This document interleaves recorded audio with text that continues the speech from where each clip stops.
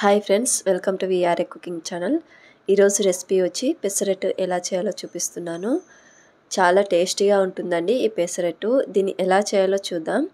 అలాగే నా ఛానల్లో చాలా కుకింగ్ వీడియోస్ ఉన్నాయి, ఒకసారి చెక్ చేయండి. నచ్చితే సబ్స్క్రైబ్ కూడా చేసుకోండి. ఈ పెసరట్టుని ఎలా చేయాలో చూద్దాం.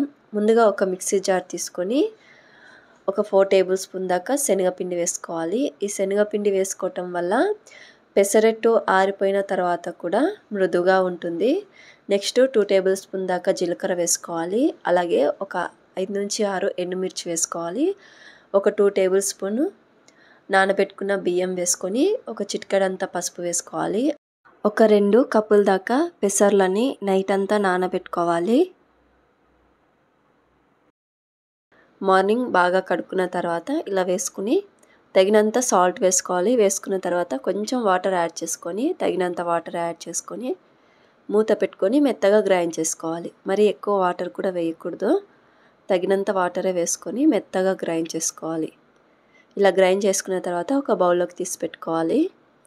పెసరట్టు వేసుకోవడానికి పిండి రెడీ అయిపోయింది.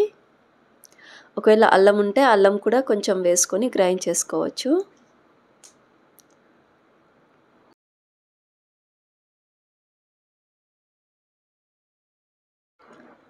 పిండి ఇక్కడ నేను చూపించిన విధంగా ఉండాలి, మరీ గట్టిగా ఉండకూడదు. ఒకవేళ గట్టిగా అవుతే కొంచెం వాటర్ యాడ్ చేసుకొని కలుపుకోవాలి.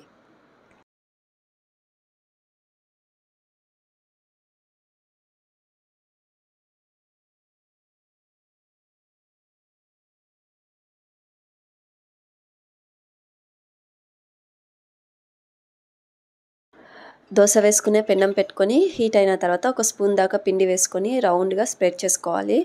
కొంచెం మందంగానే వేసుకోవాలి. వేసుకున్న తర్వాత పైన కొంచెం ఆయిల్ని వేసుకోవాలి.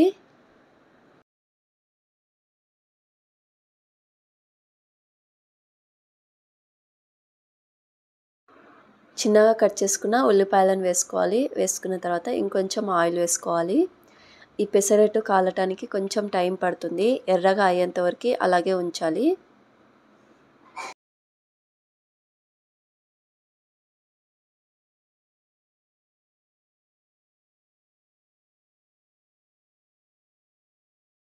ఇలా ఎర్రగా వచ్చే వరకు కాల్చుకోవాలి. ఇంతేనండి, చాలా సింపుల్ రెసిపీ. పెసరట్టుని చాలా సింపుల్గా చేసుకోవచ్చు. టేస్ట్ కూడా చాలా బాగుంటుంది. దీన్ని పల్లీల చట్నీతో, లేకపోతే కొబ్బరి చట్నీతో, లేకపోతే అల్లం చట్నీతో కూడా తినేయచ్చు. చాలా అంటే చాలా బాగుంటుంది. మీరు కూడా ఒకసారి ఈ రెసిపీని ట్రై చేసి చూడండి.